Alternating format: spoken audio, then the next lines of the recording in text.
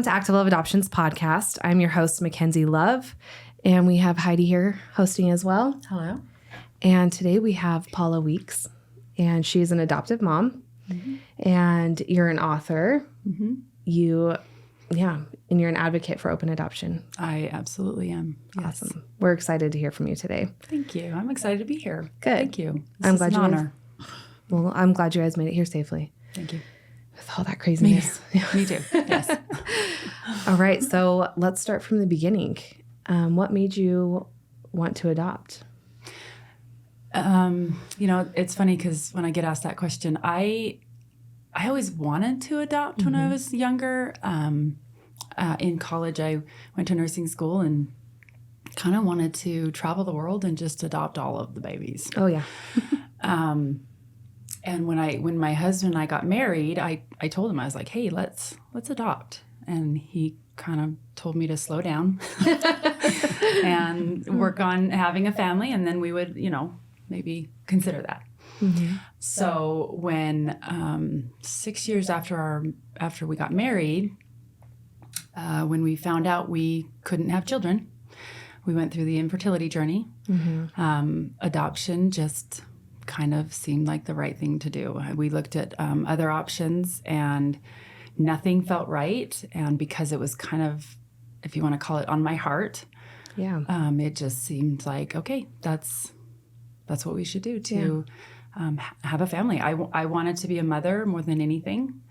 And, when I was a teenager, I had a thought that kind of got the ball rolling as far as wanting to adopt, that the one thing I wanted in life would be the one thing I would struggle with. And I don't know why, but it was just a thought I had as maybe 14-year-old girl that came and went. And then when it became a reality, it was an easy decision for me. And my husband was like, yep, let's do it. Yeah, that's the road we're going to take. So, yeah. That's great. So how did you get started? How did you find your birth moms? We started with LDS Family Services because I honestly didn't really know where else to go at the time. And so we just went that route, did our paperwork, went through the mounds of paperwork. I have a meme that I used to, use, or I kind of really like, that says, what did it say? It says, fill out the next paperwork and smile or something, or just breathe. Just breathe. Just breathe. Fill out the next paperwork and breathe. And so we just did that, went through the process. It was probably 9 months, 10 months from the time that we submitted our paperwork to finding our first child's birth mother. And so it just seemed interesting that it happened that way. We didn't hear anything for that whole time. And then one day, actually, we did have a connection with a birth mother the week before we met Jerica. And she had said, I want you to be the parents of my child. And I was dumbfounded.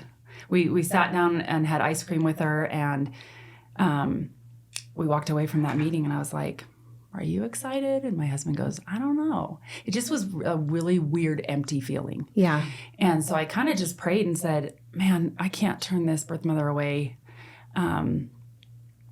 So if this is not the right situation for us, Heavenly Father, please just send me whatever, because I can't do it. And a week later, Jerica called, and and then we just went from there. So she, and I'll let her tell her story, but she called, and I was working as a night nurse, and my husband called me and left a message and said, call me as soon as you wake up. I got a call, and it feels right. And I was like, what? and her message to us was, I'm 16, I'm pregnant, and I'm due in a week. Oh, wow. And we were like, okay, so here we go. So we jumped in the car that night. We called our caseworker and said, it was a Friday night, and we're like, what do we do? Do we just go? And she's like, if you feel comfortable. And so we just drove 2.5 hours to her home and knocked on the door and met her family, and it was honestly, walking into her home was like walking into home. I mean, it just felt very comfortable. Yeah. I of course wanted to run over and hug her as soon as she walked in the room, but I kind of knew that I needed to take a moment, take a breath, and be like, not scare her off. Yeah. Because I just fell in love with her right away, and I don't know, that was felt familiar. a connection. Yeah. And just was like, I just want to. Just want to love you. I just want to love you. So and so that after that meeting, we walked out. What's interesting is, and I'll get into this part of the story because it's a huge part of our story. When we were taking the classes with the agency, they had said open adoption is kind of a thing that's becoming new. Yeah. Maybe consider it. And I was like, yeah, absolutely. Yeah. Like, I guess I look at it like if I was a birth mother, I'd want to know. And if I was an adoptee, I'd want to know. Right. And so as an adoptive mom, I was like, I want them to know. And so I told my husband, I'm like, yeah, let's consider that. And he was like, I don't know. And he was a little bit, concerned about it and thought, no, I think we need to, let her live her life. And I was like, I don't know. We'll see. We walked out of her house, and he looked at me and he went, we have to be open. And I was like, thank you. Thank you. Yeah. Yeah. I knew that it was, I call it lightning strike moments. Oh, yeah. I love that. And that was one for him where I honestly felt like he was like told, this is the way it's going to be. Yep. And you need to get on board with your wife. Which I tell him all the time, get on board with your wife. I'm right. Yeah, I'm right. Just jump on. We walked away from that meeting, and we're asked to meet with our daughter's birth father the next day. And it was a little more resistance there. Sure. They were like, what makes it right that she is with you guys versus us? And I was like, I don't know. I don't know. That's not my decision. That's not my decision. I just know that, it's something that we would love, and we will love you, and without obviously telling his story, he said, I just want her to know me. Yeah. And I was like, okay, I can do that. I'm good with that. Yeah. So that's kind of how that started with our first child. And then 2 years later, we started the process again with paperwork, and we were in, really quickly, I'll tell this story. We moved to Colorado after my husband finished with grad school. Which was really random. We were trying to decide. I wanted to go East Coast. He wanted to stay. He's an Idaho boy, so he wanted to stay close. And so Colorado was kind of a middle ground where we thought, okay, we'll try there. So he got a job, and we moved there, and we were there for 8 months, and then we moved back to Idaho. And we honestly got home, and I was like, that was weird. Like, why were we there for 8 months? Like, why didn't we build our life and continue doing that? Yeah. But we had started our paperwork in Denver, Colorado. With LDS Family Services again. And 2 months after being back in Idaho, we got a call. So they had transferred our paperwork to the Idaho office, and our caseworker called us one day and said, you have a baby boy on the way. And we're like, what? We haven't even talked to anybody. Nobody's reached out to us. Right. And lo and behold, our son's birth mother had found us. She's from Denver, Colorado. Found her and wanted an open adoption, and so she was only looking at Colorado families. And so one of the first questions I asked was, "So how do you feel about us being in Idaho?" She's like, "Yeah, I was really mad when I heard you did that." To be fair, she travels the world now, and so does she? Yes. So we don't get to see her as often, but we definitely have a relationship. So that was our son, and there's some cool stories behind both of those that I can get into later. And then 4 years ago, 5 years ago, nope, 6 years ago, because the process started that way. There's a Be Real. It's Be Real time. Oh, it's Be Real time. Oh, do you want to hurry and take a picture? Because you can. I'm kidding. Yeah. I'm kidding. Do it. Take a picture. Do it. You can do it. Do it. Okay. You can of you course. can edit this out. No, No, you're You have fine. to do Be Real. Yep. Because this Be is real. like You the have thing. to. Come here, It's the sis. time. Come in. And it's perfect Always timing. late. Yeah, That's it okay. is. We'll still do it. Oh, here we go. Are you guys good to be in it? Yeah. I have yeah. like 10 friends. My kids and their friends. Anyway, so I apologize. You can edit that out. No, you're totally good. So We would keep it in. Yeah, because because just the way it is. Yeah, it is. it's real. This This is real life. That's my what kids we're laugh about. at me. They're like, "You're the one that's obsessed with Be Real, Mom." It is kind of fun. It is fun. I'm all about authenticity. Yes. So anyway, 6 years ago, Jerica, our oldest daughter's birth mother's father and sister went on a humanitarian trip to Ecuador. And we were at their house one weekend, and I told Grandpa, I said, well, bring me a baby home. We had about 6 failed adoptions between our son and our middle child. And I guess I shouldn't say disrupted adoptions Right. is the proper term. Yeah. Where, birth mothers decided to keep or found another family, or was a scam, whatever. Yeah. And so That's really hard. it was hard. It was hard because I wanted like 17 children. I was waiting for them all to come to me. Were you going through LDS again? No, so LDS wasn't doing adoptions. Okay. But Because Yeah. they stopped. they had stopped doing them. Yeah. And so Yeah. so he went to Ecuador, and I said, bring me a baby. And he was like, are you serious? And I said, I'm always serious when it comes to having a child. Yeah. And he kind of looked at me, and then he came back to me, about 15 minutes later, and he goes, how am I supposed to choose a child for you? And I said, You'll know. You're the one that found out our profile for Jerica. So your grandpa, I trust you. And he was like, okay.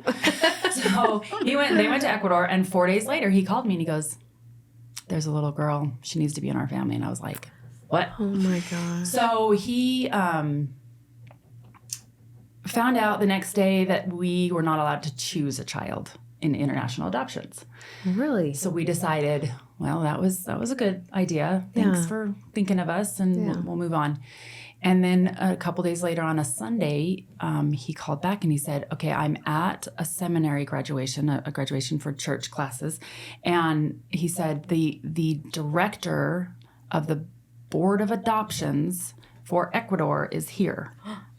And I asked her about it, and she was like, sure, get started. What? And we were like, What are the odds? what?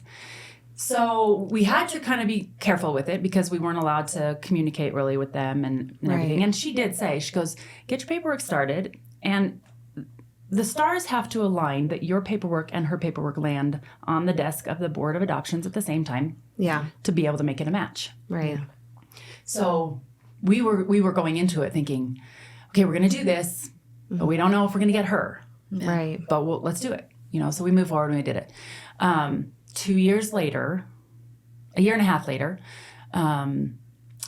I was on a phone call with this said director who had told me a couple months before that she was not going to be renewing her contract and would not be doing adoptions anymore, and told me who to contact. But I was like, I'm not going to Yeah, we're not chance gonna it. start that over. So I had a really strong feeling in January. It was January of 2018, and I just had this really strong feeling that I should call her or text her and message her. And I finally one day I was like, I'm just gonna do it. And so I said, I know you're not working with adoptions, but I just want to let you know that we are still proceeding with the process and the paperwork, and it's just taking a really long time. And we hit every road bump possible. Like paperwork was in a hailstorm and had to be dried out. I mean, just random things, and the holidays that Ecuador takes, and so the paperwork was delayed because they're on a holiday. And anyway, it was really every roadblock. And so I was like, okay. So I told her, and she called me a couple hours later, and she goes, what was the little girl's name again? And I told her, and she said, okay, she's available for adoption now. You need to get your paperwork done. I'm like, it's been a year and a half. We've been working on our paperwork. Yeah. I said, what do you mean she's available? She goes, her birth mother just relinquished her rights. How old was she at this point? 12. 12. Oh, wow. Oh She was my 12. gosh.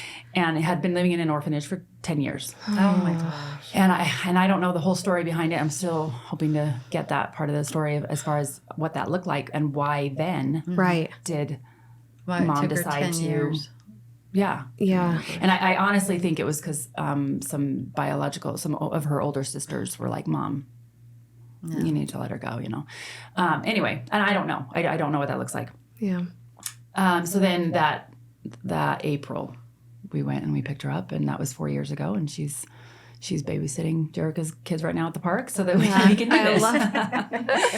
So, and great. she's 4 months younger than Kaya, our oldest. So they're really close in age. Kaya's a senior and Yahida is a junior. And then our son is a freshman. So I've got 3 high schoolers. Oh my gosh. So they're really close That's in how age. my kids will be too. Oh, yeah. It's going to be fun. Oh, fun. Yeah. It is fun. It is fun. It's I like think. Just Is it fun? busy. It's It's fun, busy, Kaya, right? having siblings so close in age? Yeah. Yeah. Well, because you always have a friend at school. If you Right. didn't have a friend, at least you have someone. Yeah. Well, that's what I tell them. Watch out you guys for are you. friends. It doesn't feel like Take it care of each sometimes. other. No, there's sometimes, but no, they all get along really well. So that's pretty much the basics of our story of how adoption it plays a huge part of our lives. How I was able to become a mother and be a mom and be blessed to raise these children. So there you go. I'm so interested with international adoption because we don't talk about that much on here. And even with our agency, we only do We domestic. do domestic because, Yeah. because you have to do the Hague accreditation, Yeah. and we don't have that. Right. So we decided just to stay with the one because they kept changing the rules. It was like the finish line kept getting farther away. Well, that's part of the reason why it took us 2 years. Yes. Right. The rules kept changing. Yes. And the qualifications and the educational hours that we had to add. I literally spent a week in what felt like a semester of college Oh my gosh. trying to get that done so that I wasn't the delay. Right. Like, So oh, you by get the way, done. you need 11 more credits Yeah. of adoption credits or whatever they call them. And I was like, okay. And Yeah. so I literally sat at the table and just did it and talked to my husband about it. And he would listen in on the webinars and So- while my kids are trying to survive. You Right. thought, well, and see, and you thought that the paperwork for domestic was bad. Oh, I know. Yeah. Yeah. And that's like Yeah. 10 times worse. Plus, when you're working with an international adoption, we were working with an agency in Idaho so that we could get our home study and get that. But then working with an agency in Florida that is Hague accredited, yeah. and their accreditation actually was disrupted in the middle of it. So we had to wait for them to become accredited again. It was like, Just one thing after the next. and But it was all for a reason because she wasn't able to be adopted until the time that you exactly were ready. just It 4 was- months before. God had it all. And he knew what was going on. Yeah. Oh yeah. He Was had it it 4 all months planned out. before? Or? No, it was a year and 4 months before. But still, even still. Yeah, so it was January 2018. She came home June of 2019. Okay. Yeah. And we started in 2017. And how's that transition been? Yeah. How is she doing? With her, she's amazing. People ask, like, how's her English? She's really good at teenage. They knows picked out teenage They picked English. it up real quick. Yes. Yeah. Well, we had the option to put her in a school that would provide because we have a large refugee community, and we have one of our schools helps provide that transition with dual language. And we chose to keep her in the same school with her siblings so that she could just be immersed in it and jump in. Yeah. So the English was great. She transitioned and acclimated to our family so well, so quickly. So glad to hear that. Not to say that, there are some things that now that the honeymoon phase is over that we're settling into and trauma and things that she had to deal with her life that play a role in her life. So we're just one day, and people used to ask about open adoption, how are you doing it? One day at a time. It's the same thing. Oh, yeah. One day at a time. And we just, but really she's great. She wants to do so many different things. She wanted to try all the things, she's done like karate and she's in color guard now. And she wanted to do, she did a couple other things. Do you remember, Kaya? No, I'm trying to get you to talk too. But yeah, so she wanted to try all the things, and which I loved that about her. And so, and I think, correct me if I'm wrong. I mean, how did you guys adjust when she came home? Good. I don't know. Like, it was fine. It was kind of weird, but then it was better after, like, a little while. Yeah. What was weird about it? Just that she was there. Cause, Yeah. like, she's a random just a new person kinda. in the house. Yeah. Some new person. And, Yeah. you know, I call them my virtual twins, and they both look at me like, Mom, we don't even look alike. 'Cause she's short and petite and dark skin, dark hair. And anyway. Yeah. So, yeah, that was, it was an easier adjustment than I was anticipating. Mm-hmm. But like I said, now there are some things that I'm like, okay, Yeah. now we're settling in. Now we've got to figure some things out. We've got to work through some things.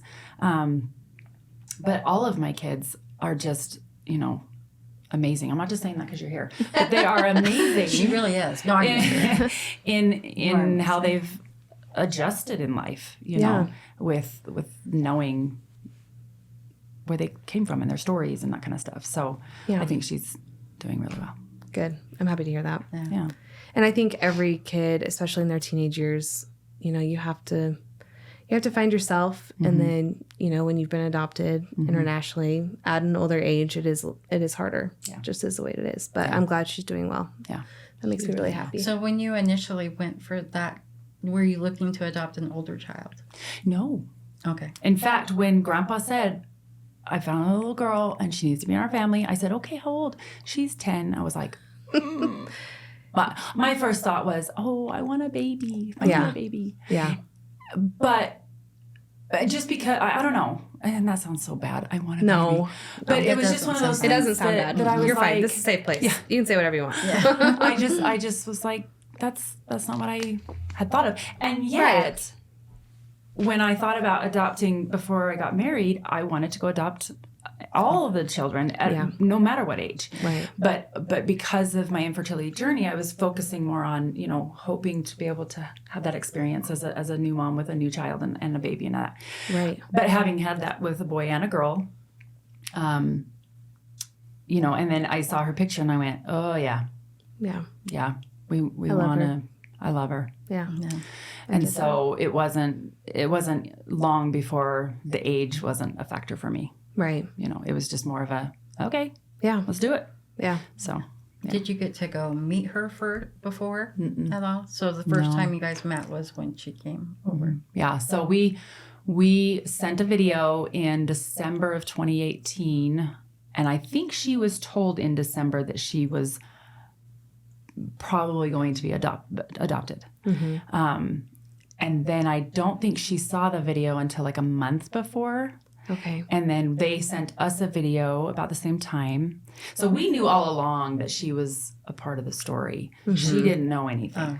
Okay. And didn't know that she had a family looking for her and wanting to bring her home. And so she just was just doing her thing in the orphanage and living her life. You know, she'll tell you that she prayed. When she was about 9, I think a friend gave her a Bible and she read the Bible every night and started praying for a family and wanted to be a part of a family. And she'll tell you that all the time. But then we went to Ecuador and we stayed in a little hostel right across the street from the orphanage. And we were there for like 3 days before we got to meet her. And so I have a picture of my husband sitting in a chair looking out the window because you could see over the cement wall and you could just barely see the kids playing and he's just sitting there like, which one is she? I know. I want to see her. because we were trying Oh my gosh, that would be so hard. That would feel like I know. a lifetime. 3 days. Because we had to meet with the Board of Adoptions. We had to do all these things before we could meet her. And then we the morning of us meeting her, we watched all the kids walk to school. And we saw her walk one of the little kids to school, and then she walked back by herself, and we're like, oh my goodness, that's her. And we wanted to yell her name. Yeah. You know, and they're just like the run and kids give her a saw hug. us looking through the window. Right. And we're yelling like, no, and you know, trying to get our attention. And I think they knew who we were because I think I had heard them one time yell her name and you know, pointing to her. But it was just, yeah. So then we spent the week, you know, with supervised activities. And we went and just toured and had fun. And then they let us have her with us for the time being after that. And I was there for 2.5 months. Wow. Before I could bring her home. My husband was there for 6 weeks before we got to go to court. Mm-hmm. And then he came home to be with the other two. And then she and I stayed another 4 weeks before we could do the visa and everything and then come home, which was so hard being apart from the other two. Yeah, and, I can't imagine. You know, it's like I'm trying to give her the attention, but I'm missing out on my other two at home. Yeah. And so, it was hard, but It's good. I know. I think that's the hardest part about being a mom is like trying to be a good mom to all of your kids. yeah. And give them the equal amount of time. Yeah. And so then adoption had you transfer you changed jobs? What was your job before? Because I thought I was reading. So, well, I was a pediatric nurse before kids. Yes. And then after we moved back to Idaho, we opened up a fitness center. I ran the fitness center. Okay. While my husband was a counselor for the state. Awesome. And then he stopped his job and helped me open up the second fitness center. And then 2.5 years ago, we sold the first gym. He went back into, he had started a construction business as well. And then he went back into the mental field and we have a neurofeedback clinic. Oh. And then I decided to sell the other gym and start doing life coaching.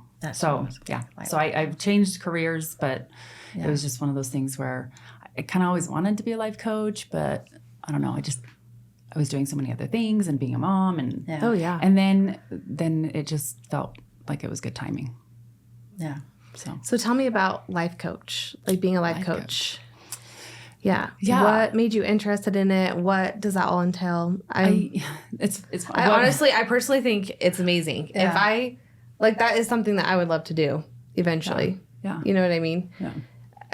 Just for myself, even. Like, you know what I mean? I want to coach myself. Coach. I want to educate myself enough where I feel like I, am in a good place mentally. Yeah. And physically. Yeah. And being the best person I can be. Being holistically happy. Yeah, exactly. Yeah. I think I wanted to be a life coach. I was a personal trainer, so I was coaching. Right. And doing that. And I just saw that the fitness part of it was only a small portion of it. And it was like, okay, there's so much more to your mental health and your happiness than just exercise, which is a big part of it. And I'm a firm believer in that. But so I just thought, wow, how can I maybe approach coaching people in a holistic way and from all aspects. And then I heard about life coaching, so I was like, okay, let's try that. And so I got into that, and still kind of getting things off the ground, especially with open adoption coaching, which is what I'm trying to focus on. But just so far, it's just been helping people retrain their thoughts. So with neurofeedback, we literally scientifically retrain the brain to be rewired and function better. Right. I think I might need that. Yeah. I mean, you know what? No, I know. I think everyone does. Yeah, I think everyone does. Component. Yes. But so then I thought, well, my husband has the education and, to be able to, and was trained and went through all that schooling to be able to do that. Well, I'm a little bit far behind. So I thought, well, what could I do to help retrain your thought process and retrain the brain in a different way? And life coaching was the way to do it. And so that's kind of why I got into that. So with a lot of my clients now, it's more focusing on their life and how to really be happy. But yeah. And then you got into adoption life coaching. Yeah. Is that right? So, I'm getting into it. Okay. Yeah. So what does that entail? So I want to focus on open adoption coaching because I honestly feel like historically adoption has not always been handled the best way. Yeah. Yes. And when my husband's lightning strike moment was getting on board with open adoption with me, I do feel like, and I'm a very faith-based person, I do feel like there was a part of God that was saying, this is what needs to happen. Yeah. And totally guiding us through this. Because when people say, how are you doing it? One day at a time. I'm just, I don't know. Yeah. I don't know. And so I feel like adoptive parents and families and the adoption logistics, or I don't know how to say it, we can do it better. Yeah. I agree. We can do it better. And I think there's a fear out there. And every circumstance is going to have its own story. And every circumstance is going to be needed to be handled carefully and with love. But we can do it better.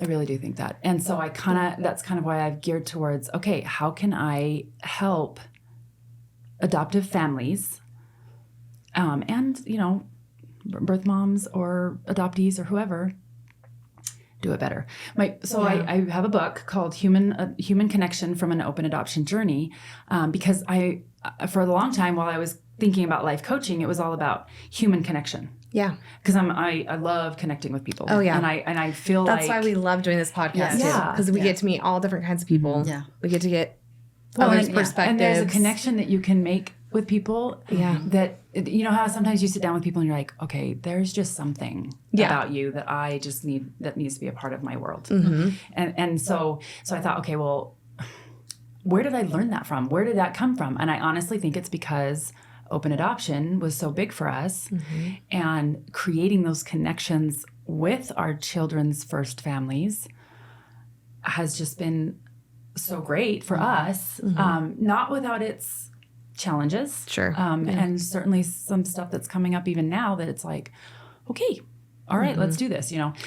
But I just feel like we can, in fact, on the way here talking with Jericho, I was like, families are created in so many ways, and family is not always blood, and family is what you make it.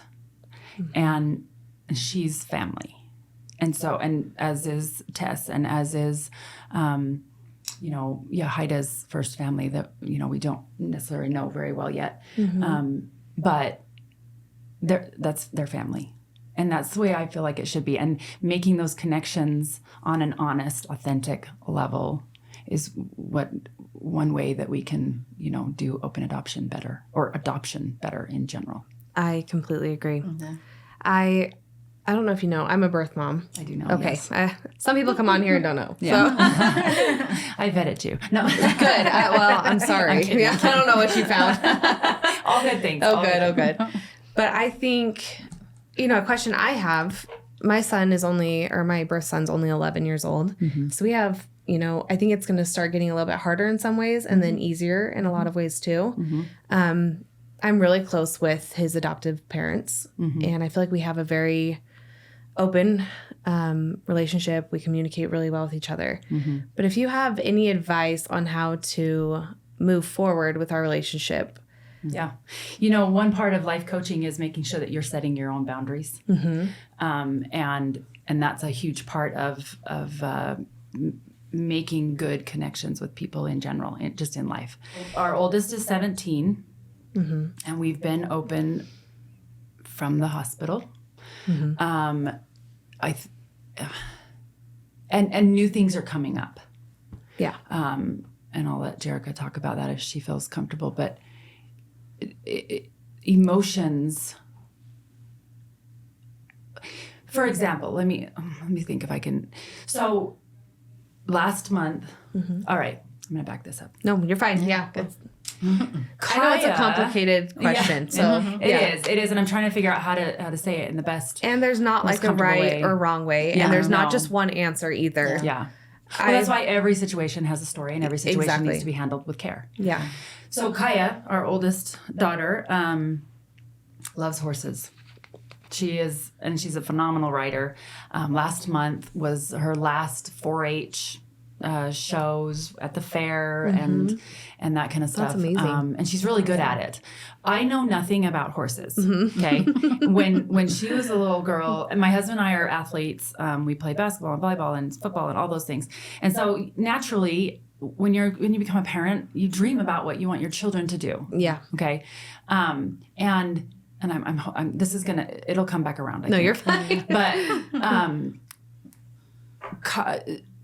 I put Kaya in basketball when she was in kindergarten, 1st and 2nd grade. I coached her. And by 3rd grade, she's like, I don't want to play basketball. Yeah. I want to do plays. I'm like, what? I was like, but I thought, okay, that's fine. If you don't, I'm not going to force you to play basketball. Right. It's not your thing. And when we met Jerica, her mother, so grandma, said two things to us. She rubbed Jerica's belly and she said, this baby was grown in Hawaii. I was born in Hawaii.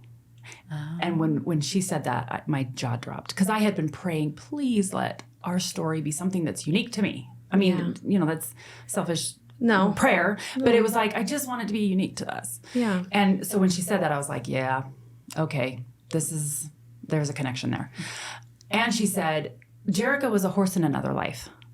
And I said, okay. And she said, she loves horses and she's got a mane of hair, and you'll meet her soon. And she does have a mane of hair, and she's just, the horses are her life. And I was like, okay. And so one of the gifts, at placement was a little pink horse that both of them have. Mm-hmm. And Kaya's is much more worn down than Jerica's. Kaya's horsey is what she called it, was played with quite a bit when she was a baby. And Kaya's always been an animal lover, and she's, is it okay that I'm talking about you? Yeah. Okay. She speaks well with animals better than people. Yeah. It's just, that's her nature. And then we had the opportunity to get some horses when she was 12. So long story short, long story long. Horses is in her blood. Mm-hmm. A horse, the only reason we do horses, because she loves them, but that's her birth mom. That's who she is from her biology, from her genetics. And I feel like if we were going to give advice to adoptive parents, you've got to honor the biology and the genetics that your children come with, because that makes them who they are holistically, and their identity. They have a fair shot at an identity of who they are if there's nature and nurture. Yes. And if you're nurturing the nature. Mm-hmm. And I feel like I like that. The nature. Yeah, I like that a lot. And I feel like, and I told Jerica, I said, the only reason we do horses, girl, is because of you. Mm-hmm. She's like, I'm sorry. I said, no, don't apologize. But just know that's you two. Yeah. I'm just there as a cheerleader. I'm the taxi driver. I trailer the horse. I do all that stuff. But really, when it comes down to it, that's them. My son is a big Star Wars fan. I don't care about Star Wars, but his birth mother is a huge Star Wars fan. Really? And we're going to her wedding next month, and one of the parts of the wedding is a Halloween costume pumpkin carving party, and we're going as, I hope she doesn't hear this beforehand, Padme and the Red Royal Guard, or whatever that is. Oh my gosh. That's him. Yeah. Because of her. Yeah. Yeah. And so I think if I were to give advice, it would be, please honor who your child is, not because of how you raise them, but because of who they are, the story that they come with. And obviously, as a parent, we raise them. We do that job, but they are who they are because of both, not one or the other. You know. So there's maybe one piece of advice. So going into it, I mean, as they become teenagers, it's not easy. It's hard, and the world is so difficult. It's so hard for right now. them. Yeah. And not only are they dealing with society and all these other pressures in school and all these things and life in general, but they're dealing with their identity, and adoptees need a fair shot of knowing what their identity is, and not be excluded from that. Yeah, that's my advice. That was perfectly said. Thank you. Yeah. So it does. It has to be child-centered. And next in line is birth mom. And it has to be, because my best day was her worst day. Yeah. And even, I mean, here's the thing. I had to go through infertility. Yeah. But I had to work through that on my own, aside from being a mom or adoption or anything. And that's another thing. I think adoptive families need to make sure that they heal from infertility. Of course. and keep that separate. And all 4 of mine though were closed. I mean, they were semi-open, closed though. Right. I don't know. I met one birth mom. Mm-hmm. Yeah. So, and then, the second one kind of it. Yeah. I mean, my 4th one. Well, exactly. And that right there. And I feel like you and I have this huge connection, and everything that we've done with this podcast and with Active Love, it all falls into place. Like there is definitely a higher power helping us with everything we do. And just like having you come on here, like I don't know how to express how grateful I am for you, because there are so many things that are taboo and so many things you would like to talk about but don't know how to talk about. It's and hard, I think, and I've said things in the past that I'm like, oh, why did I say that, or why is that in my book, or whatever.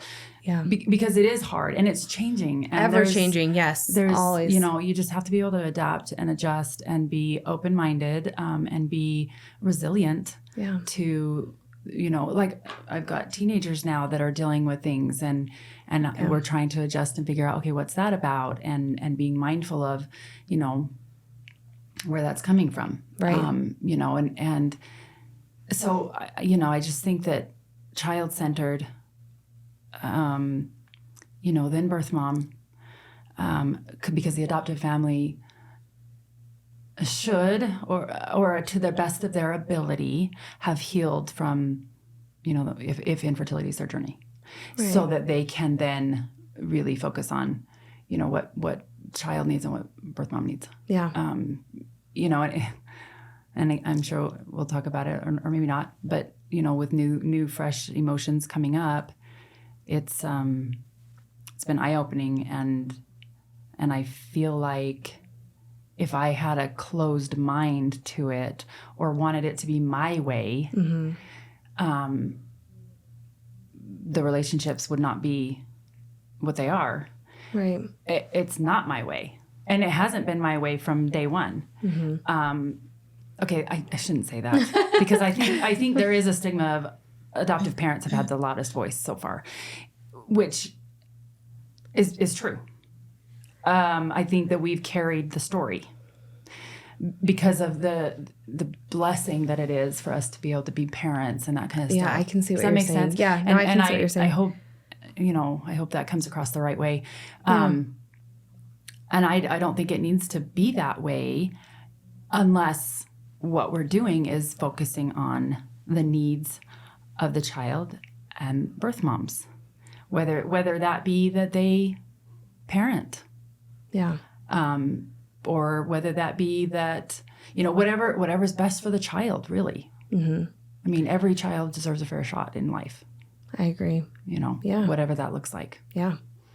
And I think like the birth mom, me as a birth mom, oh my gosh, I cannot talk today. You're good. I'm all over the place today. You're I think as a birth mom, I hope that my birth son knows I did it because at that point in my life, I thought that was going to be, and I still think that was going to be the best road for him. And because of placing him, I was able to grow and become, a better version of myself before I started having my own kids. And I think that time in between all of that makes me a better mom in a lot of ways. I mean, I'm not perfect and I have so much I got to work on, but I do feel like We that. all do. Yeah, right. I do feel like that he was a huge blessing in my life because it was kind of like a wake up call. It's like, okay, I don't want to go through that again. I love him so much. I want to show him that I'm now living for him because he gave me a second chance kind of thing. And so, yeah, I think all parties involved in adoption are important. And in my opinion, I don't know, I just have so much love for adoptive parents and for the sacrifices that they make. And that's why I kind of looked at you when you said that, because to me, it's like I'm grateful for the adoptive parents that work so hard and go through so much to take care of a child in need. I want to give more praise and love to adoptive parents as well. I think, like you've said before too, we kind of there's kind of been like a dark cloud over adoption. And that's again, another reason we just want it to not be a taboo subject anymore. Yeah, we want people to have conversations about it. And the way we're going to do that is to have open communications and be respectful of everyone's voice. Yes. Everyone has a voice and everyone deserves to share their voice, and we need to honor that. Yeah. I think, you know, in the triad constellation, whatever the term is now, my belief is every corner of the triad can benefit from open adoption. Yes. Because the child can grow up knowing. Birth mom can still be a part of that. And adoptive parents obviously can, you know, be parents. Yeah. So, I mean, but being open, I feel like you can't have enough family. No. I mean, that's how I feel too. You can't have enough people to love you, right? Kaya, she's like, whatever. You know, I think, yeah, I have so many thoughts and so many things. I know I feel like we can talk down on time. I know. I want to pick your brain so much, and I'm glad that Kaya's here. I know that sometimes it's hard to talk about these things, but is there anything you want to say? Anything you want to add to it? I don't know. You don't have to. What's funny is, you know, I'm teenagers. Yeah. You know, they're going to give you what they're going to give you. Yeah. But I because I'm getting into this open adoption coaching, and my kids hear me talk about it a lot more than they ever did before. And they're older and they're listening, but yeah, I ask them often, like, so what are your thoughts on adoption? Like, how do you feel about it? Yeah. And the other day, Kai goes, Mom, I've told you it's fine. I like it. It's good. I'm like, okay, so like, but really, how do you feel? It's fine. I don't care. But honestly, I think one, they're teenagers. They're going to give me what they're going to give me. Yeah. Their minds are elsewhere. Yeah. And two, my kids know their families. Yeah. And that we're all family. And to my knowledge, there's never been a question of why and who am I and ... Because we're trying to honor that for them, and that's what it needs to be about. So I feel like I may not ever get a deep answer. Well, maybe not from Kaya. She's not much of a talker. Okay. When she is, it's about boys. No, I'm just kidding. Her face, she's like, her face is like, no, it's not. And it's true. It's not about boys. It's about horses. Yes, and she will often talk about her horses being her boys. Yeah. So, well, I support that. Yeah, at least the one, The boy one. the boy one. The girl one is not her boy. Anyway, yeah. So yeah, I just we can do it better. And I think we need to. And I think for the sake of our kids and birth moms, you know, I think my heart just goes out, loves birth mom. I just love birth moms. I really do. There's just something about, I mean, the sacrifice and the things that you have to go through. And I don't know. I guess I always used to think if it was me, what would I want? If it was me, how would I handle this? You know, when Kaya was born, and we were talking about open adoption and that we wanted to have an open adoption and what that looked like. But there's always a fear of, okay, what's this really going to be like? Right. Which, you know, is another heavy subject with promises made and not kept and those kind of things. And that's hard. That happens. You know, every that's circumstance hard. has to be handled with care separately. Yeah. But, you know, I asked Jerica and Jeff, her birth father, I was like, okay, I need, not necessarily Jeff, I don't think I asked him this, but Jerica, I was like, I need you to draw your hand on a piece of paper and then take a picture of your hand and put it on a piece of paper and then write all, and the age, the date, how old you were when you did that, all these things. Because one day I want her to look at that and be able to compare, be like, oh, I do have her hands. Or, oh, that's interesting, you know. I don't know if we ever did that, but we don't need that because they can hold hands and look at each other and say, "Oh yeah, we have the same hands." You know. So yeah, it's it's been a blessing for us. I know that our story is different, and we haven't had a lot of the situations that others have had, because we have truly been blessed in our adoption stories and how it's played out. I'm, hopefully for my children in the long run, I hope I didn't destroy them too much. I think we all hope that for all of our kids. Yeah. We're going to wreck them somehow. We are, and that's fine. It's That's just life. the way it is. Yeah. It's just the way it is. Yeah. But anyway, so yeah. Well, thank you so much for coming on. Thank you. Thank you for having us. I'm passionate about this. Yeah. Adoption has been a huge part of my life for a very long time, in my heart and in my life. But it wasn't until just recently that I was like, okay, yeah, I gotta be out there and be helping, because I was just in my own little world being a mom. Yeah. And now they can take care of themselves. No, I'm just kidding. Well, I know you're going to touch a lot of people, because we've talked about in the past that there's not a lot of information out there to support all sides of adoption at this point.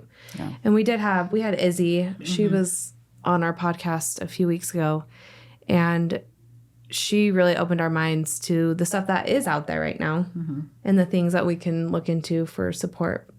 But I do think it does need to be talked about, and I think you're going to do amazing things. I hope I can do it right.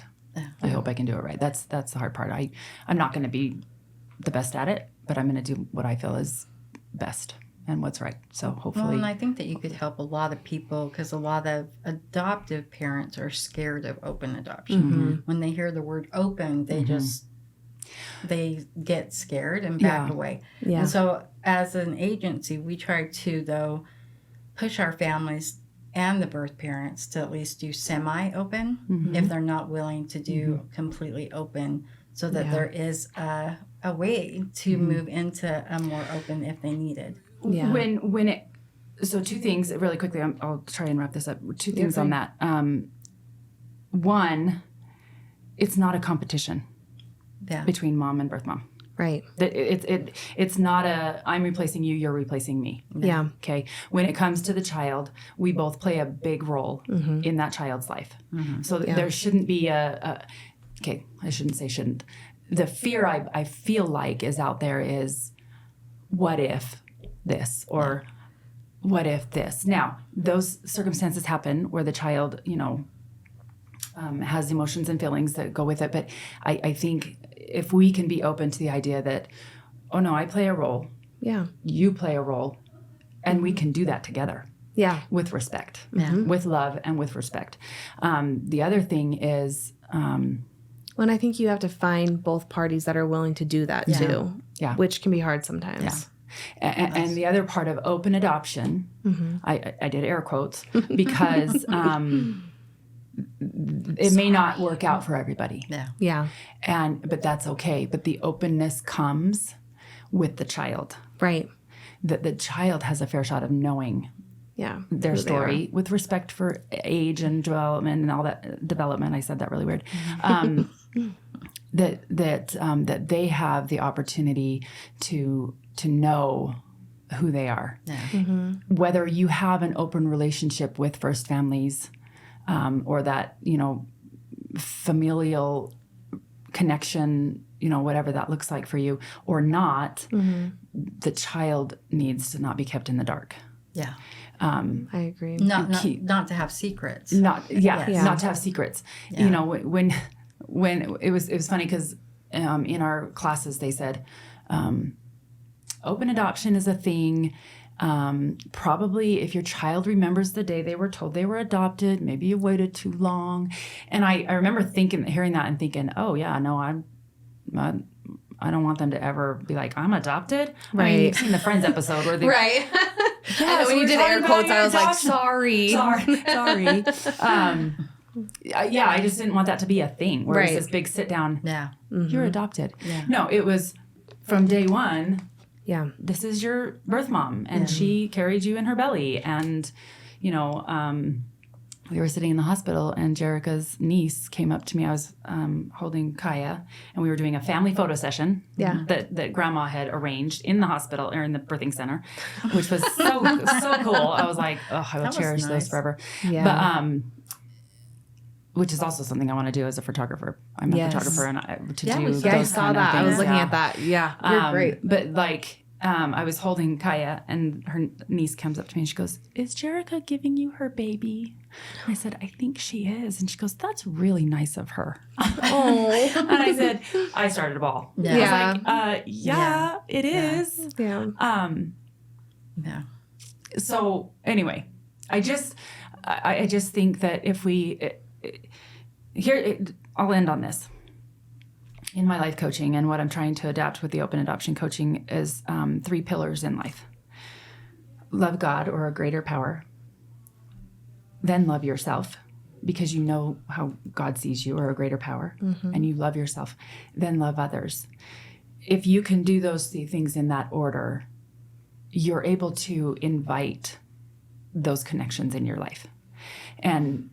And it's not a selfish thing to love yourself first. You cannot fill from an empty cup. We've heard that before. Yeah. But if you can learn to love yourself, then you are able to. Now, I'm not perfect at this, but I do really honestly believe if you're working at loving yourself, you can love others and love them in a way that if you see yourself the way God sees you, then you can see them. And it's this whole circle. And I love that. I just feel like, that's where open adoption really needs to come. And if you love yourself enough to heal, from your own I think that's issues. I think that's an issue too, though, with adoptive families too, because they come with so many issues.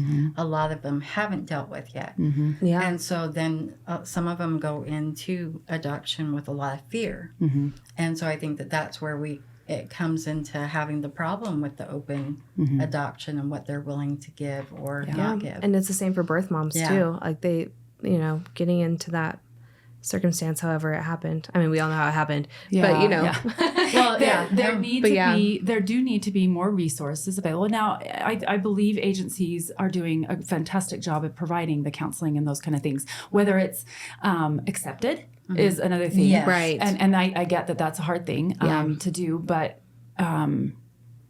And that's part of the reason why I'm coming in where I'm coming in. I hope to be a resource that people can say, okay, how do I get to this point that I can give my family, my children, a fair shot at knowing who they are without my baggage being on their shoulders. Oh yeah. I think that's my biggest fear as a mom is like, I'm working through some serious things right now. And it's embarrassing to say that I, went to my first therapy appointment and I'm at age 31, and I'm finally like, okay, the stuff that I pushed behind me is now coming to surface, and it's something that I need to work through so I don't project that onto my own kids. And I don't want them to have the same fears I did. It back so long, and then your body and everything physically, it comes out. It does. And it's like, okay, we're done now. Yeah. Well, and I think taking care of yourself, that's hard, especially because I was a young mom, and that's all I knew. You can be a mom. Yes, but you can be a lot of other part things of too. You that needs to be you. Yes, and I'm finally realizing that. Yeah, and that's what she was having a hard time with, because her 2 youngest were during preschool, and so she has alone time. I finally have. And so then it's like, myself. And I have that problem too, because I always wanted to be a mom. I mean, I've adopted my 4 children, but then when they got out of high school, my goal was to get them all graduated and stuff. And I'm like, okay, now what? Who am I? Yeah. What, what I mean? Because that's what I wanted, and I've accomplished that. So then you step back and you're like, okay, now where do I go from Where do I here? go? Yeah. Well, but I really think, if I can say, that if you could do classes to help, not just like, I know you do one-on-one, but even classes on Zoom or something for adopted families, so you can teach them about the open adoption, would be huge. Because I think that's I think that their minds need to be opened up with it, and even birth moms too, to a degree. But I think more with adoptive families, because of the fear of she'll take the baby back, or if she sees the child, all that fear that comes with it. The fear is there, and it's gonna be how we process it, how we work through it is where a life coach can come into play. But I think I think you're absolutely right in that. I'm hoping to get to that point Yes. where, case by case, this is why, where is your fear coming from? Yeah. Right. Yeah. Where is it stemming What from? belief do you have going on in your head Yeah. that's causing that emotion of fear? Yeah. Yeah. That help. I call it living your best life. Beliefs, emotions, showing up, and then the outcome. How do you show up comes from those beliefs. And if it's fear, what is it? Yeah. Where is that coming from? And do we need to work through that before you Yes. can understand that this isn't a competition. This is a child that we're talking about Right. that needs to be loved by everybody, Yes. and has deserves that. Right. So. Well, I remember with my first one, I was afraid of that 6-month window was like terrifying. Yeah. Like, are they going Because to take? because you're wondering, but it doesn't even. It's really not a thing. Well, At least here in Utah. because she signed relinquishment papers. Right. She made a choice. And sometimes that choice wasn't hers, and I get that.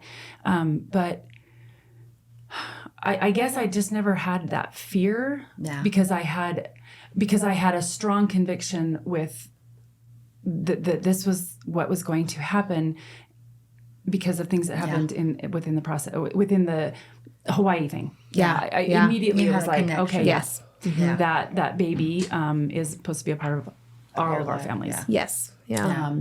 And so I guess I didn't fear that as much. I was more fearful that she would be left out.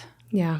And I don't know. And maybe it's just because the way I think. I guess I just wanted her to be a part of it. I was like, no, you're my sister. Yeah. Like you're my love family, that. and I want you to be a part of it. So Yeah. I'm sorry. Why are you sorry? Don't be Because I sorry. can talk. Oh no, No, that's the yeah. hardest Yes, part you with podcasts is like you go. That's why I'm like 45 minutes is not nearly enough time. No, and we got here late anyway, so. No, you're fine. But we can give Jerica some time, and Again, thanks for coming. thank Yeah. you. No, seriously. I really appreciate You've it. This taught- has been Yeah, I've enjoyed it. really enjoyable. Thank I you. love adoption. I know. I do too. We do too. Yeah. I Yes. really do. Yeah. Yeah.